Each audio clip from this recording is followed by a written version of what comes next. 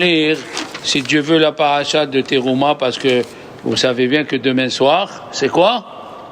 Rosh Chodesh Adar Aleph. Rosh Chodesh Adar Aleph. Sachez que le mois d'Adar, toujours il tombe dans la Teruma, la paracha de Teruma, elle tombe toujours dans le mois d'Adar. Pourquoi? Le bon Dieu, il a dit, dans le Midrash, c'est écrit Asuli Kiton. Faites-moi un coin. Hein? Au Maroc, le mot kitoun, c'est une tente. Hein? Quand on va. La kitoun, même en Algérie, il dit ça. Asuli kitoun ve'adur benechem. Faites-moi un petit endroit, je vais venir habiter avec vous.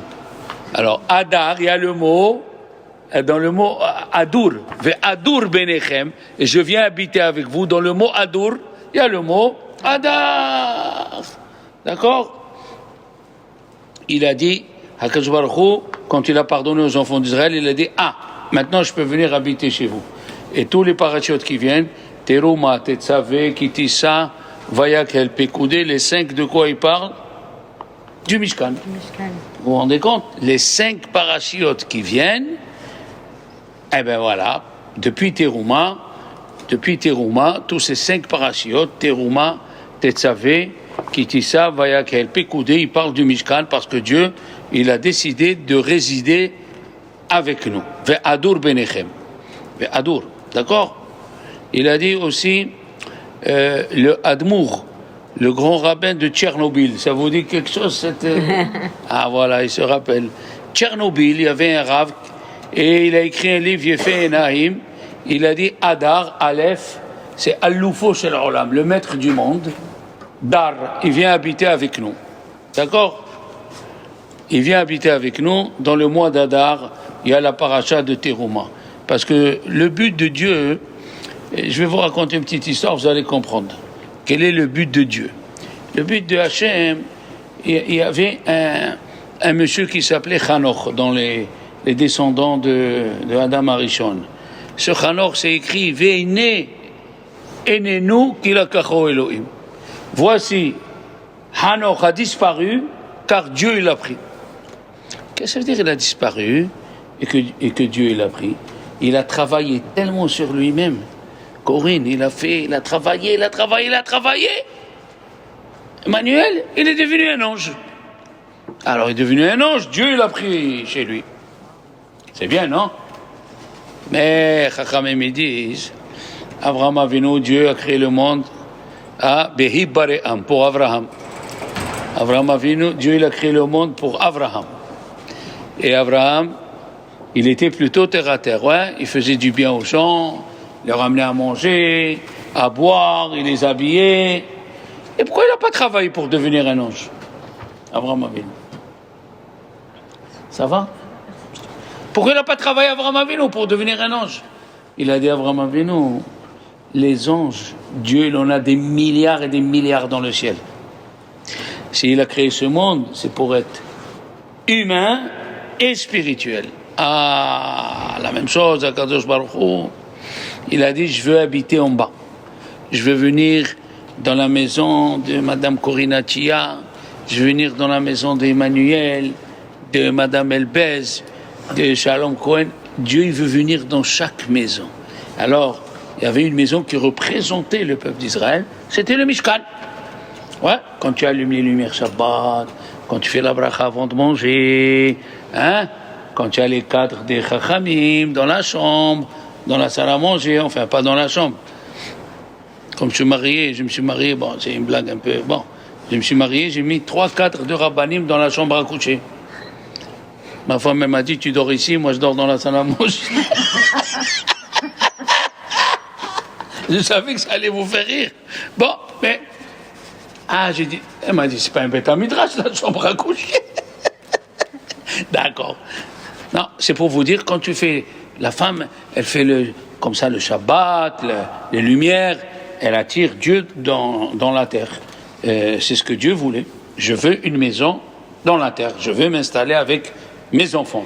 Adur Benechem. Et notre but à nous, c'est de prendre le matériel et de le lever au niveau du spirituel. Hein? Tu achètes une pomme, tu fais la bracha. La bracha, le spirituel qu'il y a dans la pomme, elle monte chez Dieu. Dans tous les fruits, il y a des âmes. Hein? Et le problème, c'est que les âmes, ils demandent à Dieu d'aller chez qui? Ah, ouais, c'est là, on ne savait pas. Toi, tu crois que c'est toi qui choisis la pomme. Il y a un ange, il pousse ta main et tes yeux pour choisir la pomme où lui, il est. Ce monsieur-là, ce Gilgoul, comme ça, quand tu fais la bracha, tu l'élèves. Il ne faut pas se détacher de ce monde, pas du tout, c'est pas ça. Le Baal HaTanya, il écrit dans plusieurs endroits, et les Chachamim dans plusieurs endroits.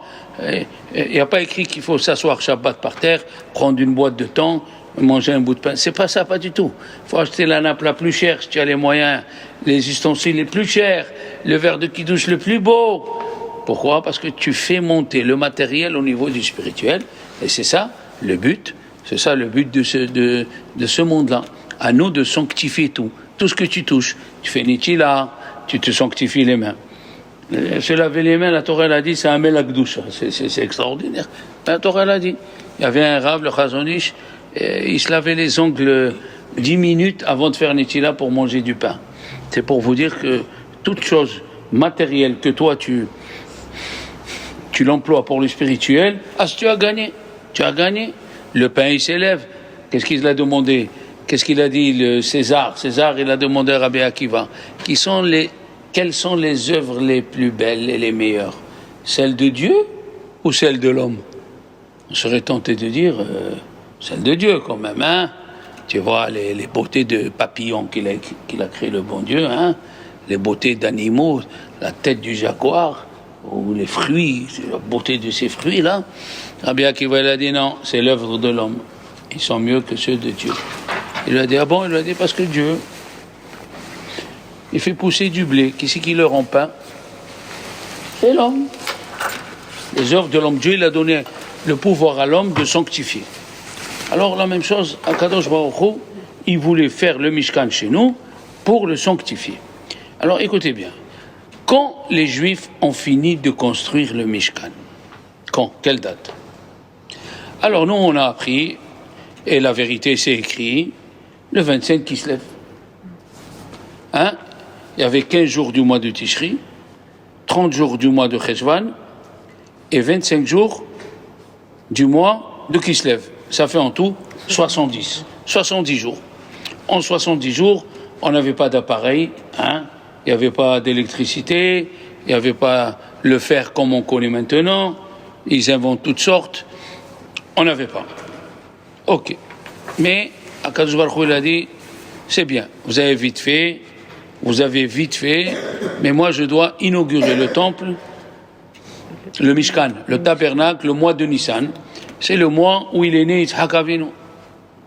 Et comme Yitzhak il s'est fait korban pour Dieu, comme Yitzhak il s'est fait sacrifice à Dieu, alors il a dit, eh ben moi, je veux inaugurer le Mishkan au mois de Nissan. Et du 25 qui se lève au mois de Nissan, eh ben, mesdames, le Mishkan, il était dans les boîtes. Comme un déménagement, tout est en boîte, il faut tout sortir. Ok, c'est ce qu'on a appris. Mais les enfants, dans la paracha de Pekoudé, d'accord, Rabbi Hanina, il dit, c'est le premier Hadar où c'est fini la construction du Mishkan. La vie de Rabbi Hanina, c'est que c'est le premier Hadar où il faut apprendre les avis des autres Hachamim. Par exemple, un petit piège. Qui c'est qui peut me dire combien de fois on a reçu la Torah?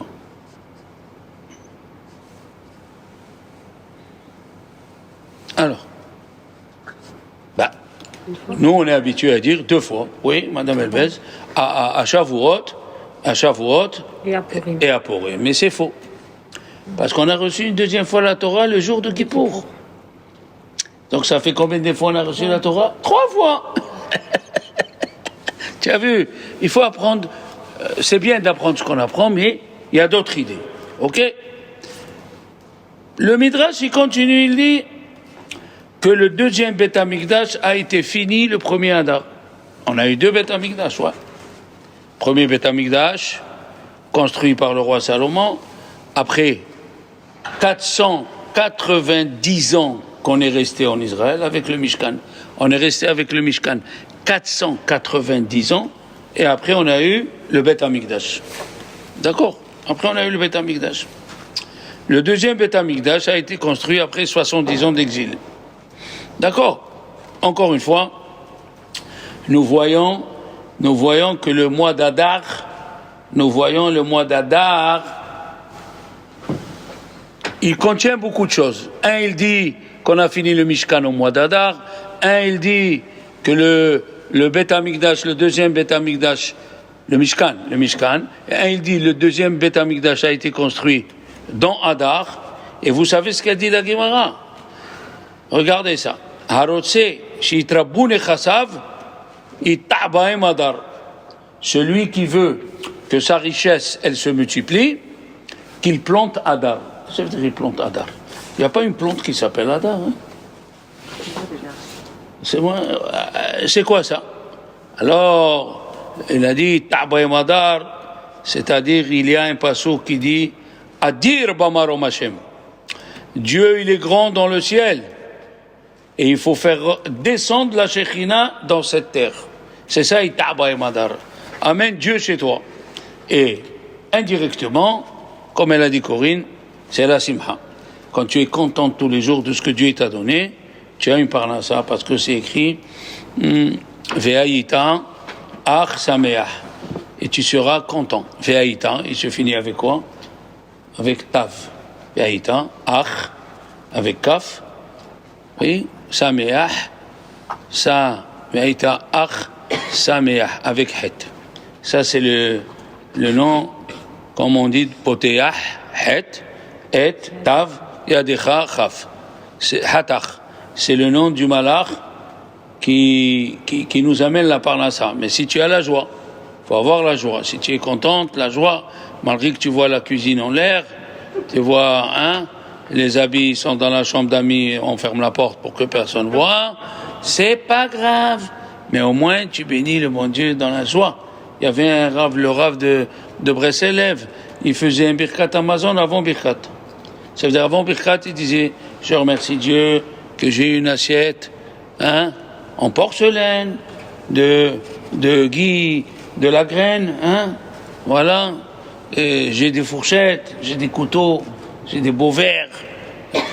Il remerciait Dieu avant de faire birkat Amazon. Ok, la joie. Maintenant, Rashi nous dit, regardez, Vikrouli Terouma, Amrou Rabotenu, ils ont dit, nos Chachamim, il y a 3 fois le mot Terouma ici. Voilà. Il y a écrit, Daber Misraël, Vikrouli Terouma, ok. Mais et kol ish, tikrou et Teroumati, vezot a Terouma. 3 fois le mot Terouma. On a toujours dit, on l'a dit la semaine dernière, que la Torah, elle est divine, elle n'est pas humaine. Un homme, il se répète. Des fois, un homme, il parle, ou une personne, et elle dit, c'est-à-dire, elle se répète. C'est-à-dire.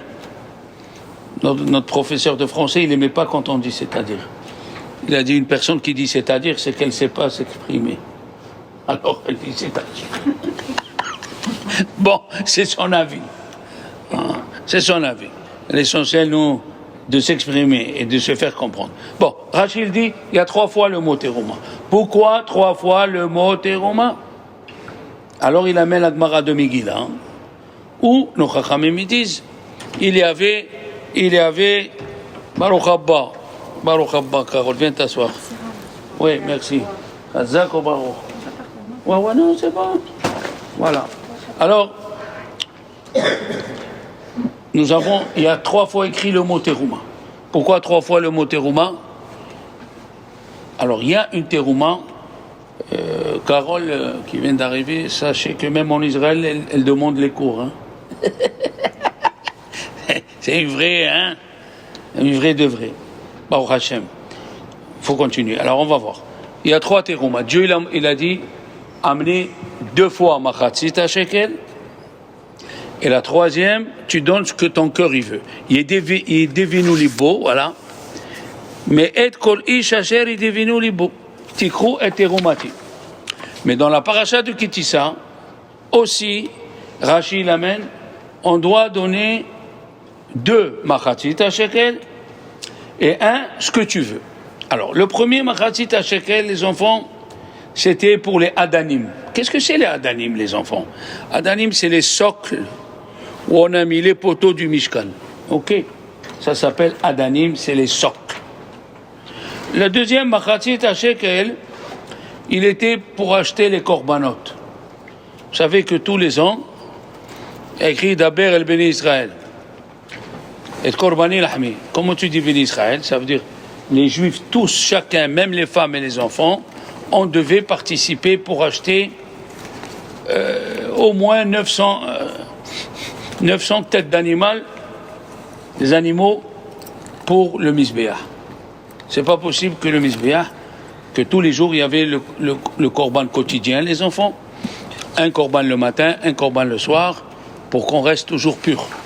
Le korban du matin, il efface les péchés de la nuit, le korban de l'après-midi, il efface les péchés de la journée. On ne peut pas rester comme ça avec des péchés, c'est pas possible. Dieu, il est saint, il a créé le monde comme ça, qu'on doit rester pur, surtout chez les Juifs. On est obligé. Donc, il y a 2 fois machatzit shekel, 1 pour les socles, la moitié d'un cycle, un autre pour acheter les korbanot, et le 3e pour le Mishkan, Kol Asher est devenu libo.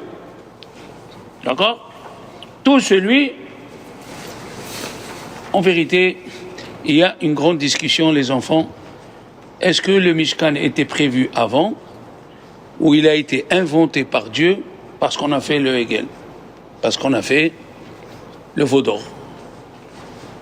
Malheureusement, pour l'argent, il y a qui transgresse tout.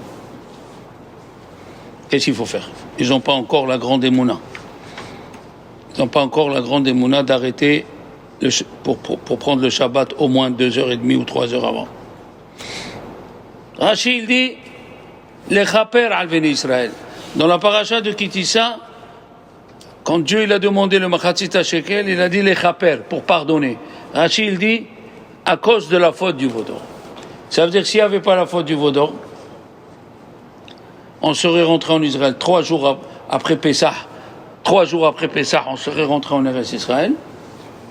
On aurait construit le Beth Amikdash. Et c'est bon, on aurait construit le Beth Amikdash avec Moshe Rabbeinu. On ne serait pas en exil. On a fait le veau d'or. Eh bien, Dieu il a demandé de faire le Mishkan.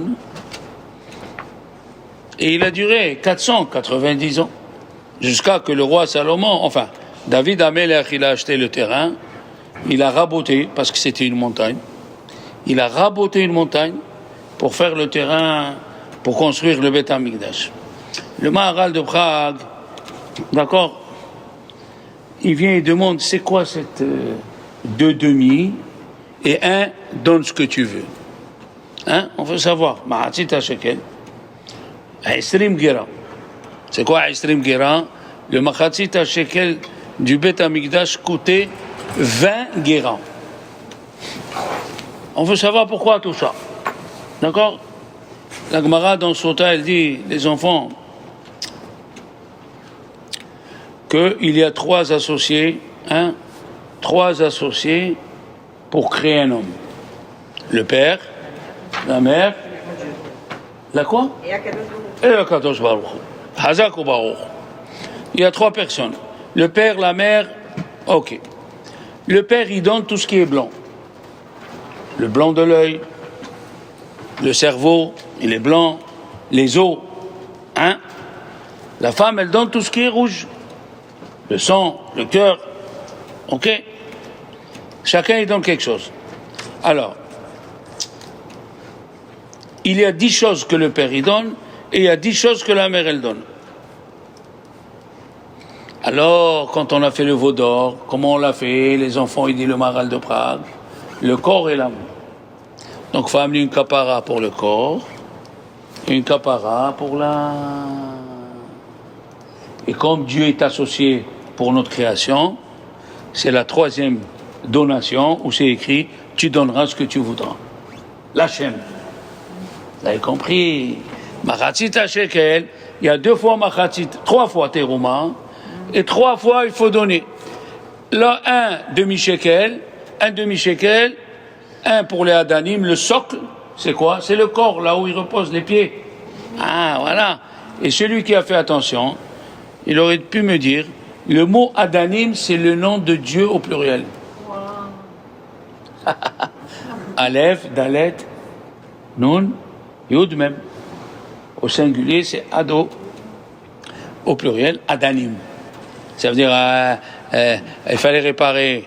Maintenant, Korbanot, c'est quoi? C'est les sacrifices qui montent chez Dieu, oui. Et pourquoi on les appelle Korbanot? Ça vient du mot Korban, ça vient du mot rapprocher. Quand tu as fait une faute, tu t'es éloigné. Donc tu as amené le Machatzita Shekel, tu t'es rapproché de Dieu. Donc il y a deux pour le corps et pour l'âme.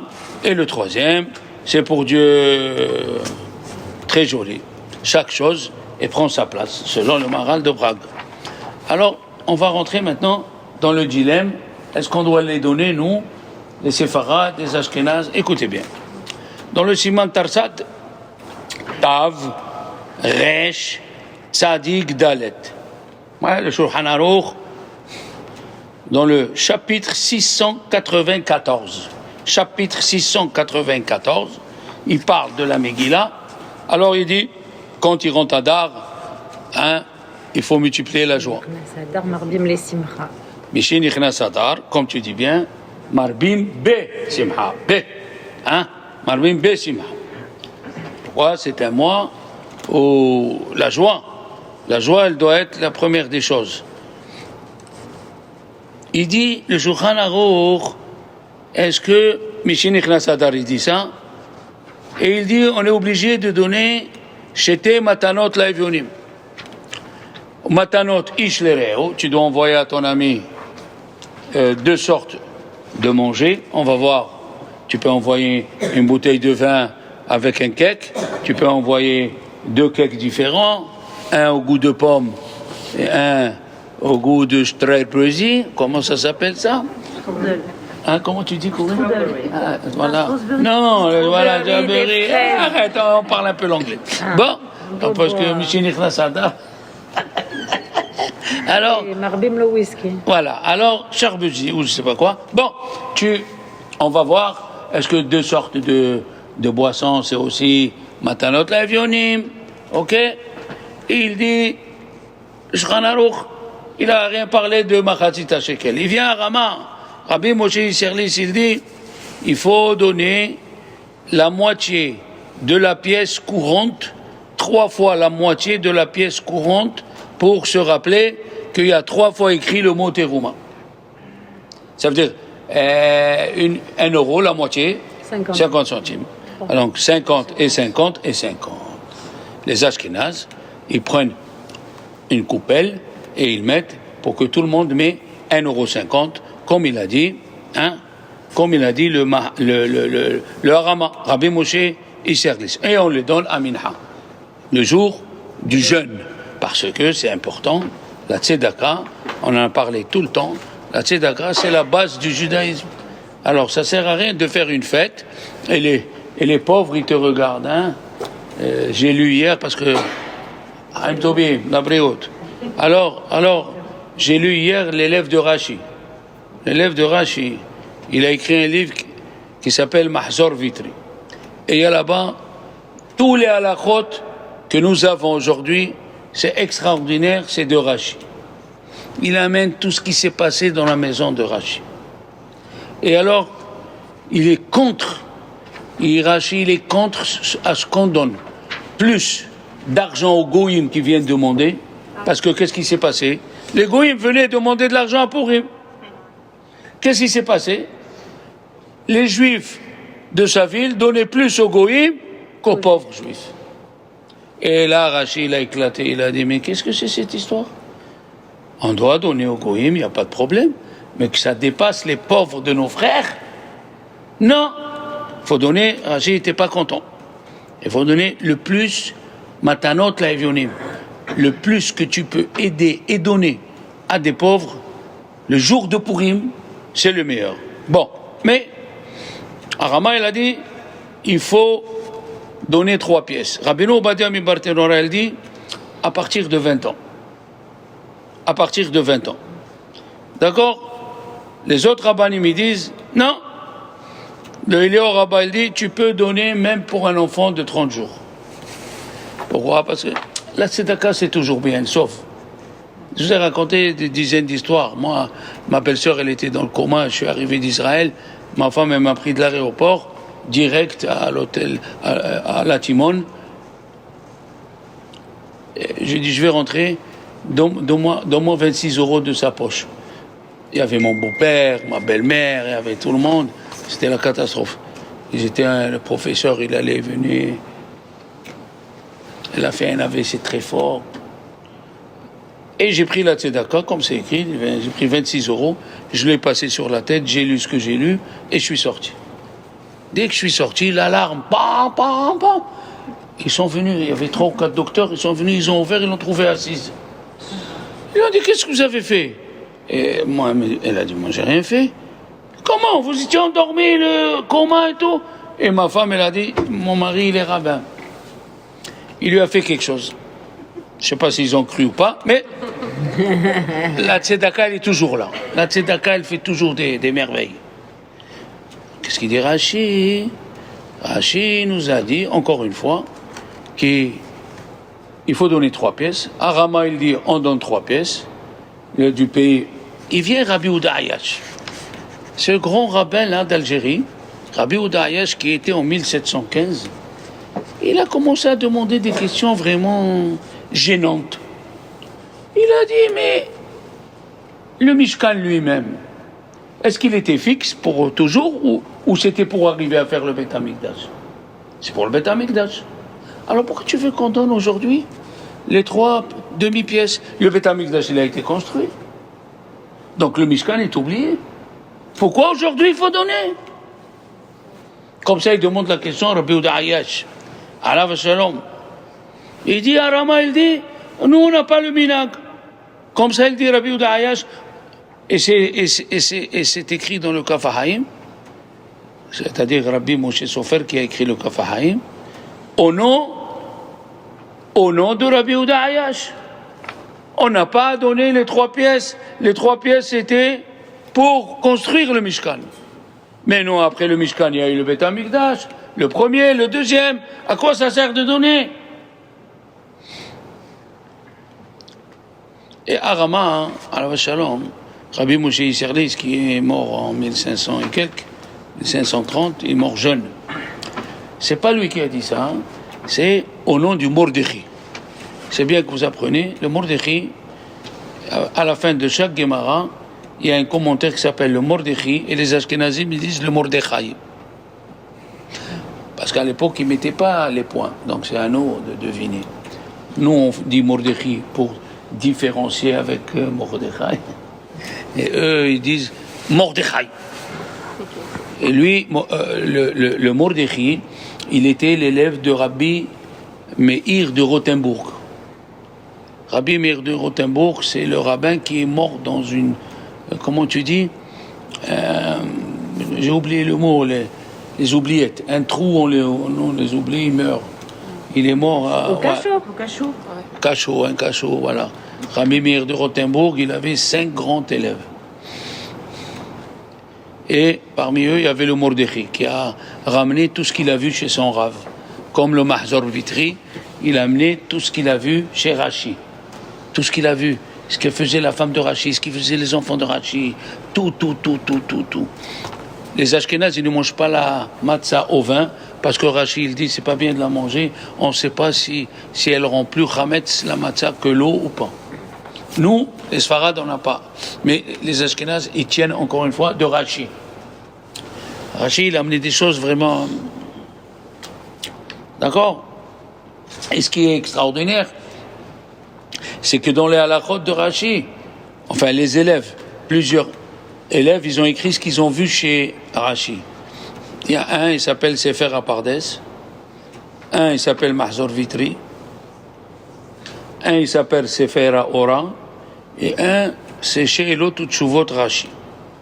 Et il dit, Shabbat, comme ça les mots de Rashi, Shabbat, c'est assour de mettre l'ail dans la petite petite, et il écrit en hébreu, c'est un mot en français, moulinette. Il écrit moulinette. Rachid écrit moulinette. Il y a 3000 mots de Rachid avant. Lire Tzonchem, par exemple, dans les korbanot, il faut les faire pour faire plaisir à Dieu. Et Rachid, il dit apaisement en français. C'est extraordinaire, Rachid, alayhi salam. Bon, alors, lui, il dit que nous, on n'a pas l'habitude de donner les 3. Non. On n'a pas l'habitude de donner les 3 machasita shekel. On donne une demi-pièce en argent. Ah, lui, il est parti dans l'argent. Rabbi Ouda Ayash, oui. Rabbi Ouda Ayash, lui, il dit qu'il faut donner, aujourd'hui, c'est 22 shekels. Une demi-pièce en argent. L'argent, il coûte pas cher, non? C'est 400 € à peu près le kilo. 22 shekels, c'est 5 €. Voilà, exactement. Alors, il y a des chassidim, des juifs qui sont là, c'est des kamikazes. Ils donnent 3 fois 5. J'ai dit à quelqu'un, pourquoi tu donnes? Tu es séfarade, donne 1 fois 5. Et il m'a répondu une phrase qui m'a mis du plomb dans la tête. C'est bien d'apprendre des autres. Il a dit, Rav Shalom, quand c'est le côté d'argent, tout le monde veut se dispenser. Dès qu'on parle d'argent, je suis hayab, je suis pas tour. Je suis pas tour. Ah là là, c'est bien. Je suis pas tour. Quand c'est les choses du bon Dieu, allez, tu finis. Ouf, talit. Bon talit. Quand ça arrive à l'argent, là. Tant qu'on peut leur dire, ne prends pas, il est content. Alors moi, je veux donner, je veux travailler sur moi. Il dit, quoi la cave? Alors maintenant, écoutez-moi bien. Il a dit, Resh Lakish. Dieu, il a vu que Haman allait donner 600 000 shekalim à la place des Juifs. Ouais. 100 000 piqueurs d'argent. Pour que Dieu, il oublie les shekalim que nous, on a donnés. Pour que Dieu, il oublie ce que nous, on donne de la tzedaka. Haman, il a voulu donner 600 000 shekels. On a dit une demi, ça fait 1 shekel. 600 000. Pourquoi? Qu'est-ce qu'il a fait Dieu? Dieu, il a dit, avant que lui, il s'aventure à donner les 600 000 shekalim, vous donnez dès maintenant le machatzita shekel pour lutter contre Haman. Tu vas me dire, qu'est-ce que ça a à voir? Regardez d'abord sur les mots. Qu'est-ce qu'a dit la Torah? Mi ben esrim shana. À partir de 20 ans, il faut donner. Avec quoi il se finit le mot mi ben? Non final. Esrim? Même. Shana? He. Haman. Très joli. Michel, elle aime quand c'est extraordinaire. J'adore. Voilà. Alors, mi ben esrim shana. Voilà, elle aussi, elle est contente. C'est le mot nun, même, he. Mi ben esrim shana Haman. Le bon Dieu l'a dit. Comme ça dit le Baal HaTurim. Le bon Dieu l'a dit. Avant que Haman, il s'engage à faire ça, eh bien, moi, je vous dis, donnez dès maintenant. D'accord? Alors maintenant, écoutez bien. Esrim, Shana, Vamala. Esrim, il commence avec quoi? Haïn. Shana, Shin, Vamala, Vav. Esav. Il y a Haman qui est le descendant de qui? De Amalek qui est le descendant de Esav. Les secrets de la Torah, la vérité, on reste bête. Non, c'est pas comme ça. Qu'est-ce qu'on voit d'ici? Alors, écoutez bien. Pourquoi dans le Machatzit Shekel, on ne nous laisse pas faire ce qu'on veut? Dieu, il a dit, je vais faire une quête. Les Juifs ont dit oui. Il a dit, pas oui. 2 fois la moitié d'un shekel. Non, je vais donner plus, Vous savez qu'il y a la synagogue des Djerbiens à Paris, qui était dirigée par le Rav Bougit Saadon. Un très grand Rav qui n'a jamais pris l'argent en tant que Dayan. Il avait un petit commerce, mais il n'a jamais pris de l'argent. Et lui, vous allez vous étonner, les enfants. C'est une histoire qu'il faut la vivre pour la voir. À Simchat Torah, le matin, il y a l'école religieuse des Djerbiens à Paris. À Simchat Torah, il faisait le budget de l'école. Alors, je vous dis, il faut le voir, parce que je raconte, mais il faut le voir. Quelqu'un m'a dit, c'est impossible de le raconter, il faut le vivre.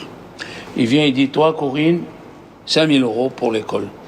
Non, je vais donner 20 000. 5 000. Et le monsieur, il pleure. Je vais donner 20 000. 5 000. Il passe à côté. Toi, 2 000. Mais j'aime les 10 000. Je veux donner 10 000. Impossible. Il faut que tout le monde ait le mérite. Il passe. Madame Elvez, toi, 20 000. J'ai amené 100 000. J'ai amené 100 000. Il se battait pour donner. C'est du jamais vu. C'est des trucs qui arrivent une fois à tous les... Comme le Chafetz Chaim, il est parti à Vienne pour parler au ministre de l'Éducation. Il voulait faire rentrer les études profanes dans les yeshivot. Et le Chafetz Chaim, il est parti, il a pleuré, il parlait en yiddish. Le ministre de l'Éducation, vos marsto, vos totmen, vos... Il ne comprend pas l'yiddish, le ministre de l'Éducation. Alors, il y avait... le Rav, il voulait traduire. Il lui a dit, ne traduis pas. J'écoute le langage du cœur. Ça, c'est... Là où tu vas, quand le cœur, il parle, rien à faire. En sortant du ministre de l'Éducation, tout le monde était derrière Chafetz Chaim, il a enlevé une gzéra. 2 juifs, il attendait, arabes. Il les connaissait. Des juifs qui avaient de l'argent, ils étaient des donateurs. Regardez une histoire encore invraisemblable. Il y a des gens extraordinaires. Et surtout en cachette. Il a dit, voilà, on veut passer Din Torah chez vous. Din Torah, hein. Il a dit, Rav, c'est urgent. C'est urgent, sinon on va se fâcher. On est arrivé à dire des mots qu'il ne fallait pas. Il leur a dit des mots. Non, on n'a pas dit Chas v'Shalom, des gros mots que Dieu nous en préserve. Mais on a dit des mots vraiment. Bon, il est entré dans la chambre, asseyez-vous. Quel est le problème? Corinne, elle dit, voilà, on est associés, on a créé une yeshiva, 100 élèves. Moi, je paye 50 et lui 50. Ça allait bien. Alors, quel est le problème? Il a dit, moi, j'ai amené encore 30 élèves. Et comme je ne veux pas gêner mon copain, c'est moi qui ai pris les 30 élèves en plus. 80. Il dit, et toi, qu'est-ce que tu veux? Non, moi je vais payer 15 aussi. Il a amené 30, moi je vais payer 15. Comme ça, on fait 50-50. Chafetz Chaim s'est mis à pleurer. Il a dit, je suis sûr que la Gezerah qui vient de s'enlever au ministère de l'Éducation, c'est grâce à vous. Il leur a parlé, ils se sont arrangés. C'est quoi cette histoire? Il y avait un Rav au temps de la Gemara, il s'appelait Rabbi Eliezer. Et les gens qui ramassaient l'argent pour les pauvres et tout, ils ne voulaient pas le rencontrer. Pourquoi? Dès qu'ils rentraient, eux, dans la rue, Rabbi Eliezer était là-bas, il courait. Il vidait la poche. Allez, voilà, tiens. Tiens, donnez plus. Non, tiens. Ils avaient l'ordre de ne pas rencontrer Rabbi Eliezer. Ils donnaient tout. Extraordinaire. Extraordinaire. Il y a des gens comme ça. Tu m'as donné la semaine dernière. Non, je vais te donner encore. Mais ça va, Non, je vais te donner encore. J'ai jamais vu quelqu'un qui achète un bijou toutes les semaines à sa femme. Hein. Non, mais c'est pour vous dire, c'est extraordinaire. Alors le Baal HaTurim, il a dit, Mi ben 20 shana Haman, 20 shana vamala Esav.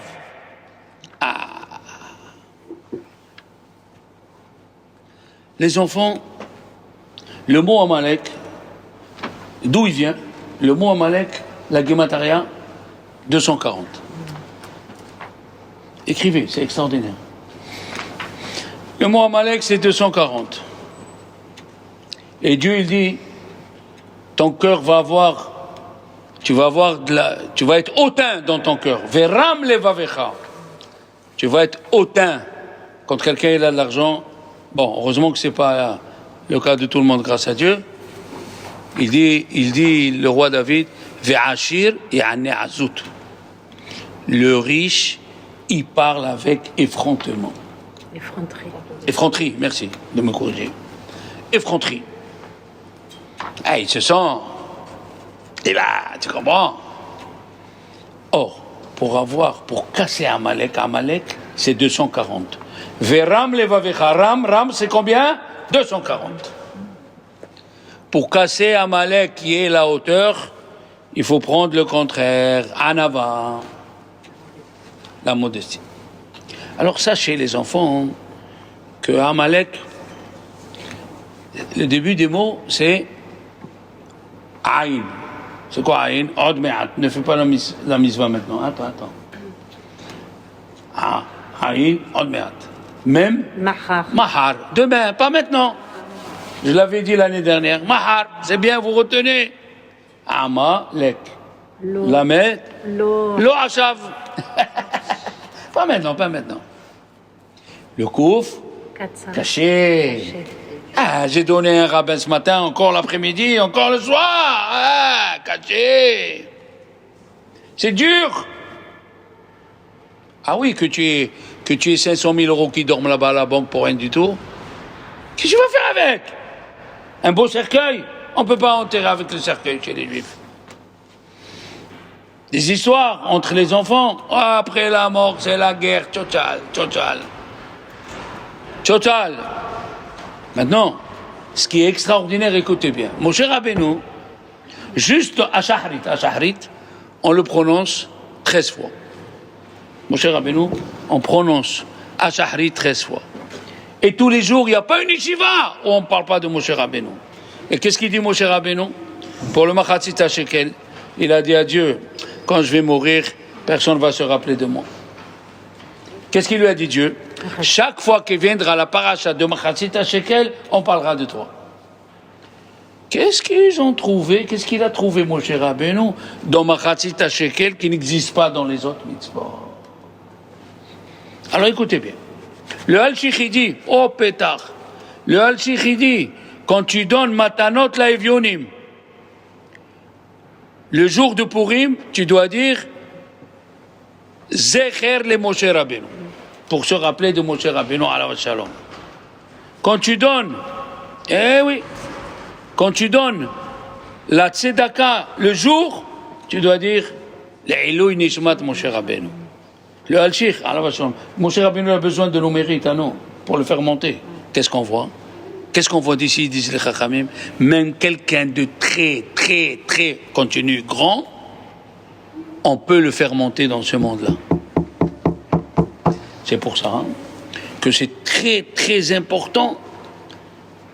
La question, elle est, Rabbi Menachem Azaria de Pano. C'est où Pano? Italia, où tu es? Rabbi Menachem Azaria de Pano. Ouais, j'étais à Venise. Le jour du Shabbat, j'étais dans ma place. Il vient le président, il m'offre la clé. Je dis, c'est quoi? La clé de quoi? Et le type d'à côté me dit, tu sais que c'est un mérite qu'un Cohen nous bénit. On a su que tu es Cohen, on a appelé du monde. Ah bon? Il me dit, voilà la clé. Tu vas ouvrir le Echal, tu vas l'ouvrir, il y a un rideau, tu te mets comme ça et tu nous bénis. J'arrivais pas tellement à faire Birkat Kohanim, j'étais un peu ému, tu vois. J'étais un peu, oui, c'est rare, mais c'est, quand ça arrive, ça arrive. Ma femme, elle était là-haut. Ils ont les hommes en bas, mais les femmes, quand je te dis là-haut, c'est au plafond. Alors j'ai dit au rabbin, pourquoi ils sont... Et où il est la Théba? En haut, devant le plafond. Quand je suis monté 14 escaliers. Oui, comme ça. La synagogue des Léventins. J'ai dit, pourquoi? Il me dit, l'acoustino, monsieur le rabbin, l'acoustique. L'acoustique de la synagogue. L'acoustique, d'accord. Bon, on était émotionnés un petit peu, on a appris. Alors, pourquoi il ne s'est pas réveillé pour les corbanotes, mon cher Rabbeinu? On n'a pas les corbanotes aujourd'hui. Pourquoi il n'a pas dit, vous allez m'oublier dans les corbanotes? Pourquoi? Ils disent les chachamim. Aujourd'hui, même aujourd'hui, les Onavi sacrifient des corbanotes dans le ciel. Apprenez que quand on dit dans la Hamida, dans Retzé, Ve'ishe Israël, il y a le mot Esh. Esh veut dire les sacrifices. Ve'ishe Israël ou Tfilatam. Quel sacrifice?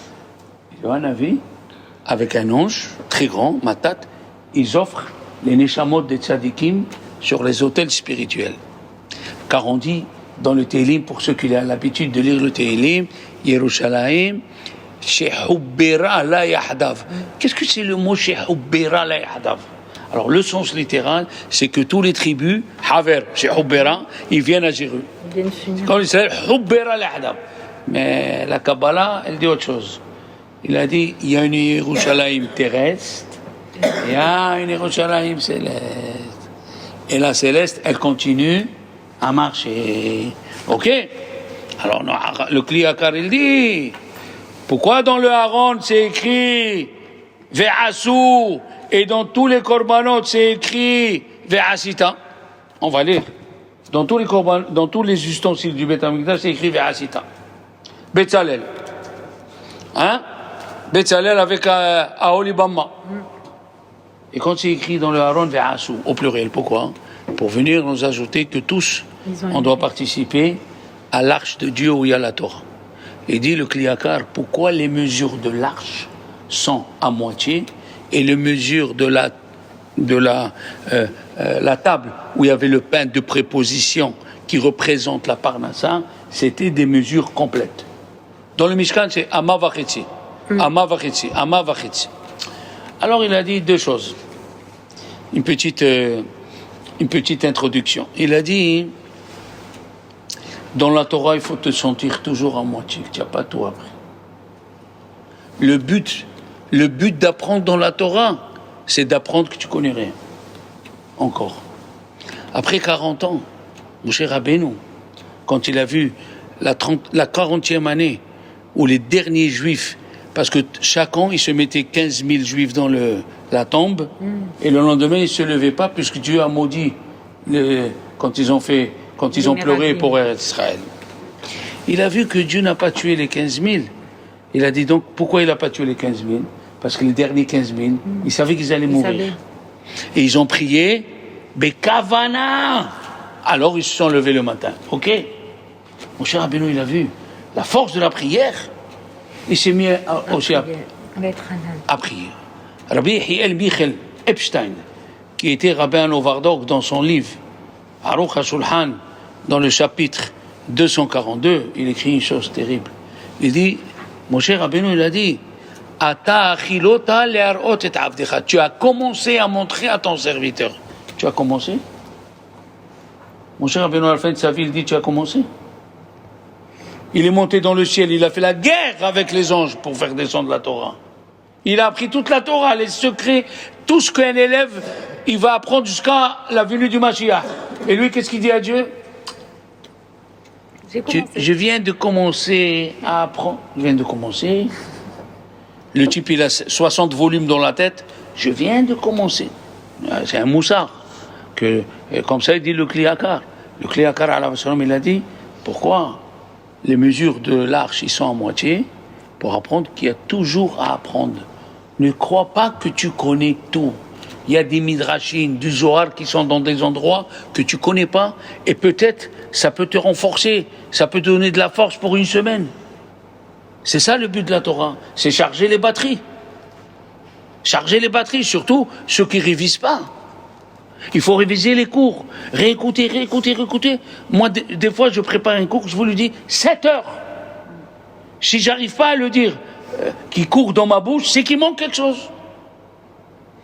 Et toi, avec une fois, 2 fois, non. Un homme, une personne, elle a toujours le Yitzhara, tous les jours. Comme j'ai dit dans le dernier discours, la haine, la vengeance, c'est pas facile. Et pourtant, Dieu, il a dit, il faut que tu combats ça. Il faut que tu combats.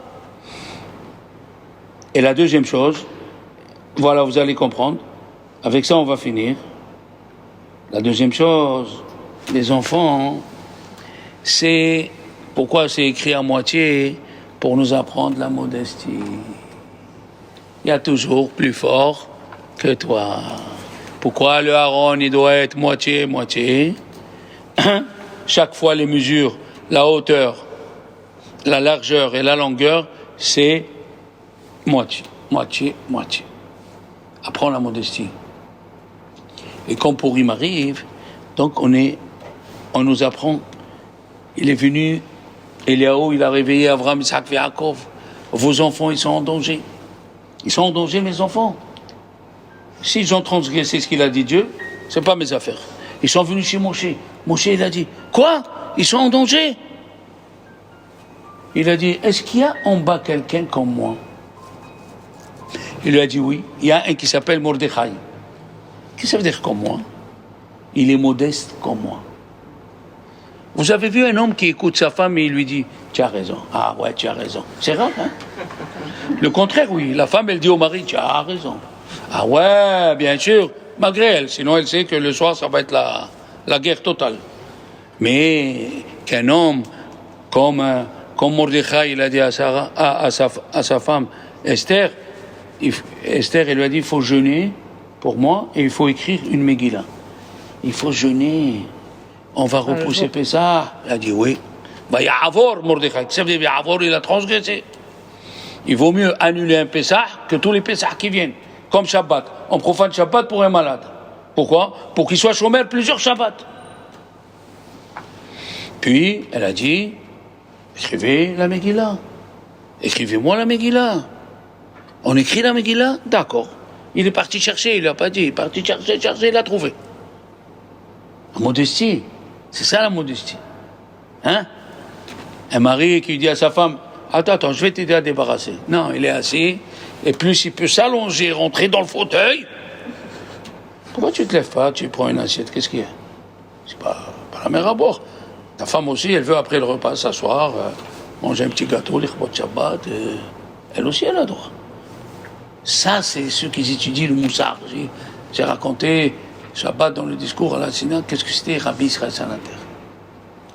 Faire attention aux petits détails pour les autres. Pour les autres. Il faut réfléchir, si je dis ce mot, je vais vous donner un exemple. Un des élèves de Rabbi Israël Sanater, il s'appelle Rabbi Shlomo Zalman Auerbach, un gaon Hatzum. Ils sont venus 2 personnes dans l'immeuble. La femme, elle veut l'appeler Moshe, et le mari, il veut l'appeler David. Alors il dit à Rabbi Shlomo Zalman Auerbach, Moshe, c'est sûr que tu ne l'appelles pas. Pourquoi c'est sûr? Il lui a dit dans l'immeuble, le mois dernier, il y a eu un petit garçon qui est mort. Ils lui ont dit oui, et comment il s'appelle? Il a dit, il s'appelle Moshe. Chaque fois que tu vas appeler ton fils, la mère, qu'est-ce qu'elle va faire? Pleurer. Tu n'appelles pas ton fils Moshe. Aïe, aïe, aïe. La finesse. On peut dire, mais c'est ma famille, mais c'est mon père, que je m'en fous d'elle. Non, la délicatesse. Délicatsoun, le moussard. La modestie. Les rabbinim, ils ramènent des questions de leur enfant. Et mon fils, il m'a montré. Aïe, aïe, aïe. Et mon fils, il m'a dit. Ça, c'est la modestie. Alors, mes chers amis, on se prépare, si Dieu veut, pour demain soir. N'oubliez pas d'allumer des bougies. C'est Rosh Chodesh. Hein? Bon. Ah, que c'est gentil.